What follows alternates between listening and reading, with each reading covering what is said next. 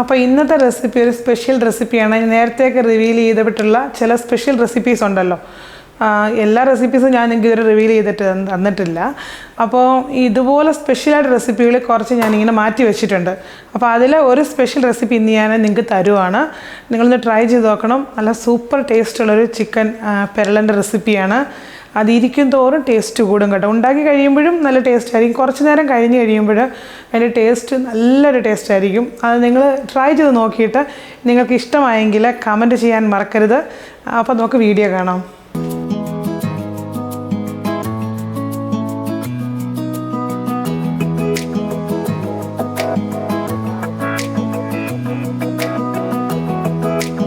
Chicken പരലൻ ഉണ്ടാക്കാനായിട്ട് നമുക്കിവിടെ കുറച്ച് സാധനങ്ങൾ ചതച്ചെടുക്കണം. അപ്പോൾ അതിനായിട്ട് ഞാനിവിടെ 1 ടീസ്പൂൺ പെരിഞ്ജീരകം അഥവാ വലിയ ജീരകം, 1 തണ്ട് കറിവേപ്പില, ഒരു ചെറിയ കഷ്ണം ഇഞ്ചി, കാരണം കുറച്ച് ഇഞ്ചി ഞാൻ അരിഞ്ഞിട്ട് നമ്മൾ വേറെ മാറ്റി വെച്ചിട്ടുണ്ട് കേട്ടോ.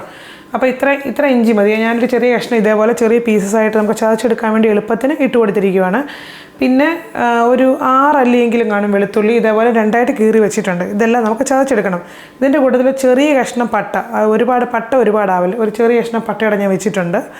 അതും കൂടെ വെച്ചിട്ട് നമുക്ക് ചതച്ചെടുക്കാം.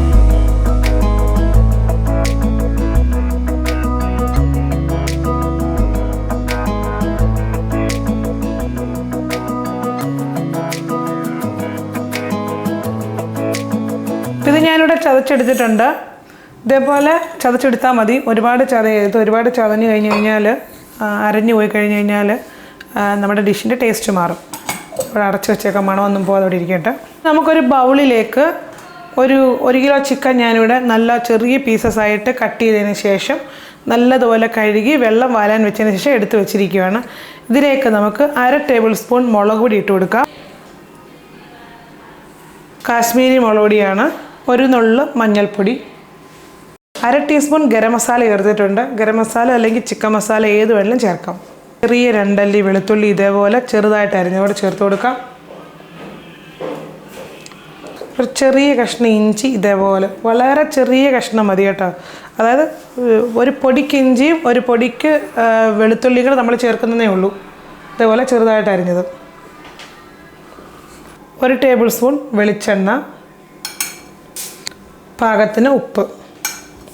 അപ്പം ഇത്രയും സാധനങ്ങൾ ചേർത്തിട്ട് ഇത് നല്ലതുപോലെ മിക്സ് ചെയ്തിട്ട് നമുക്ക് 10 മിനിറ്റ് നേരത്തേക്ക് ഫ്രിഡ്ജിലേക്ക് മാറ്റി വെക്കണം കേട്ടോ.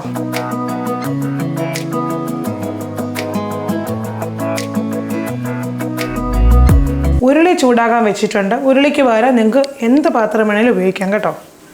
ഇനി ഇതിലേക്ക് നമുക്ക് കുറച്ച് വെളിച്ചെണ്ണ ഒഴിച്ചു കൊടുക്കാം. എണ്ണ ചൂടായപ്പോൾ ഒരു 1/4 കപ്പ് അല്ലെങ്കിൽ കുറച്ച് തേങ്ങാക്കൊത്ത് നമ്മുടെ ഒരു ടേസ്റ്റിനനുസരിച്ച് ചേർത്ത് കേട്ടോ. അപ്പോൾ ഇതൊന്ന് കളർ മാറി തുടങ്ങി. ഇതിലേക്ക് നമുക്കിനി ചതച്ച മുളക് ഒരു 4 എണ്ണം എടുത്ത് ചതച്ച് വെച്ചിട്ടുണ്ട്. വറ്റൽമുളക് ഇവിടെ ചേർത്ത് കൊടുക്കാം. മുളകൊന്ന് മൂത്തതിന് ശേഷം നമുക്കിതിലേക്ക് ഞാനൊരു 1.5 കൈപ്പിടി കൊച്ചുള്ളി എടുത്തിട്ട് ഇതേപോലെ തൊലിയെല്ലാം കളഞ്ഞ് ഒരു കൊച്ചുള്ളി 2-3 പീസായിട്ട് ഇതേപോലെ കട്ട് ചെയ്ത് വെച്ചിട്ടുണ്ട്. ഇതിപ്പം ഏകദേശം ഒരു 20-22 പീസുണ്ട് കേട്ടോ. അതായത് 1.5 കൈപ്പിടി എന്ന് പറഞ്ഞാൽ 20 എണ്ണമെങ്കിലും ഉണ്ടെന്ന് തോന്നുന്നു. ഞാൻ പൊളിച്ചപ്പോഴേ ഒന്ന് നോക്കിയായിരുന്നു എത്ര എണ്ണം ഉണ്ടെന്ന്. നിങ്ങൾക്കൊരു കണക്കിന് വേണ്ടിയാണ് ഞാൻ കറക്റ്റായിട്ട് പറഞ്ഞത്. അപ്പം നിങ്ങളുടെ കൈക്ക് 1.5 കൈപ്പിടി എടുത്ത് അങ്ങ് പൊളിച്ച് റെഡിയാക്കിയാൽ മതി.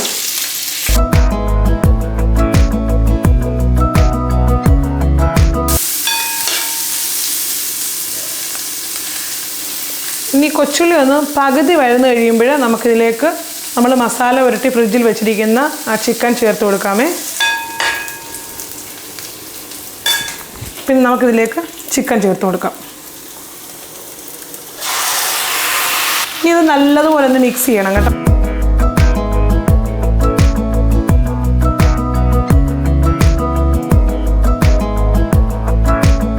ഇതെല്ലാം കൂടെ നല്ലതുപോലെ മിക്സ് ചെയ്തിട്ടുണ്ട്. ഇനി നമുക്ക് അടച്ച് വെക്കാം. ഇപ്പോൾ ഇങ്ങനെ മിക്സ് ചെയ്ത് അടച്ച് വെക്കുമ്പോൾ ഈ കൊച്ചുള്ളിയുടെയൊക്കെ ആ ഒരു ടേസ്റ്റ് നമ്മുടെ ഈ ചിക്കനിലേക്ക് നല്ലതായിട്ട് പിടിക്കും. ഒരു 10 മിനിറ്റെങ്കിലും ചെറിയ തീയിൽ ഇങ്ങനെ അടച്ച് വെച്ച് ഒന്ന് വേവിക്കണം.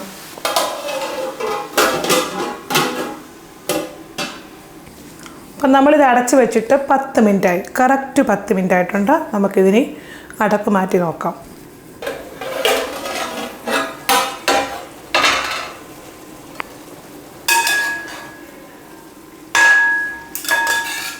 ഇനി ഇതിലേക്ക് ചതച്ച് വെച്ചിരിക്കുന്ന ഇഞ്ചിയും വെളുത്തുള്ളിയും ഇവിടെ ചതച്ചിട്ടില്ലേ അത് നമുക്ക് ചേർത്ത് കൊടുക്കാം.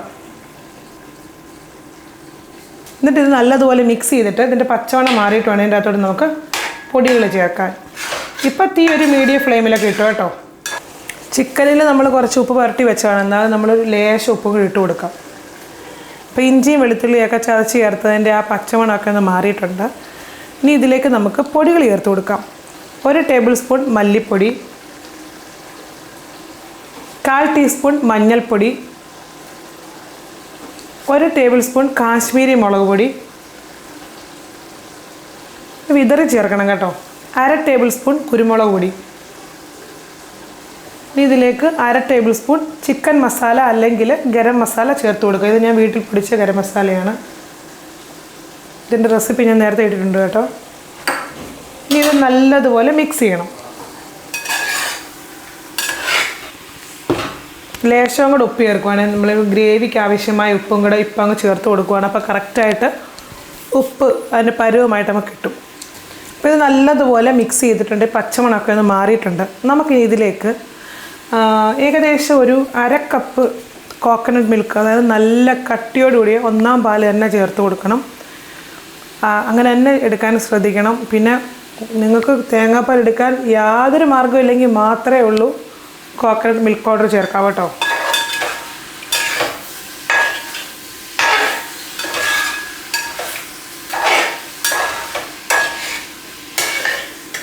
ഇനി ഞാൻ തീ ഒന്ന് കുറച്ച് വെക്കുവാണ്.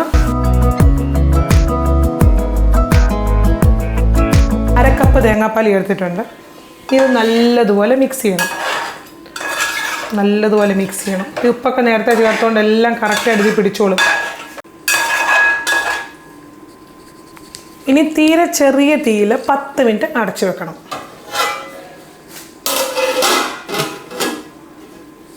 അപ്പം നമ്മളിത് അടച്ച് വെച്ചിട്ട് ഏകദേശം 10 മിനിറ്റ് കറക്റ്റായിട്ടുണ്ട്.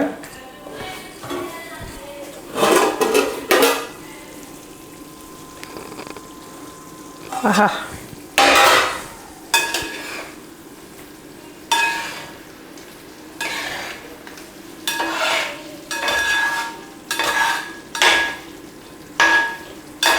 ഇത് കറക്റ്റായിട്ട് എല്ലാം കുക്കായിട്ടുണ്ട്.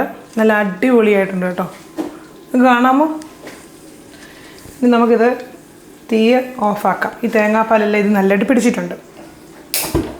തീ ഓഫാക്കിയിട്ട് 1 ടീസ്പൂണോളം, 1 ടീസ്പൂൺ വേണ്ട, പച്ച വെളിച്ചെണ്ണ തൂക്കി കൊടുത്തിട്ടുണ്ട്. പിന്നെ ഇതിലേക്ക് ലേശം മല്ലിയില ഞാൻ നുറുക്കി വെച്ചിട്ടുണ്ട്.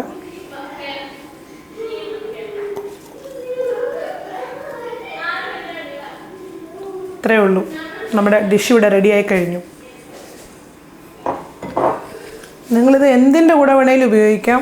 നല്ല സൂപ്പർ ടേസ്റ്റാണ്. നിങ്ങൾ ഉണ്ടാക്കി നോക്കിയിട്ട് എന്നോട് പറയണം കേട്ടോ. കാരണം തേങ്ങാപ്പാൽ ഇതിലിങ്ങനെ അടച്ച് വെച്ചിട്ട് ഈ ചിക്കനിൽ പിടിക്കുമ്പോൾ ഉണ്ടല്ലോ ഒരു പ്രത്യേക ടേസ്റ്റാണ്. പിന്നെ നമ്മൾ കൊച്ചുള്ളിയല്ലേ ചേർത്തിരിക്കുന്നത്. അപ്പോൾ ഇതെല്ലാം കൂടെ ആകുമ്പോൾ ഒരു അടിപൊളി ഒരു കോമ്പിനേഷനാണ് ഈ ചിക്കൻ്റെ അകത്ത് ഇതിൻ്റെ മസാല എല്ലാം കൂടെ ബ്ലെൻഡ് ചെയ്തിരിക്കുന്നത്. അപ്പം നിങ്ങൾ ഇത് ഉണ്ടാക്കി നോക്കിയാൽ നിങ്ങൾക്ക് തീർച്ചയായിട്ടും ഇഷ്ടപ്പെടും. ഉപ്പൊക്കെ കറക്റ്റ് പാകത്തിനും എരിവെല്ലാം കറക്റ്റ് പാകത്തിനാണ്. അങ്ങനെ നോക്കി വേണം ഉണ്ടാക്കാൻ കേട്ടോ.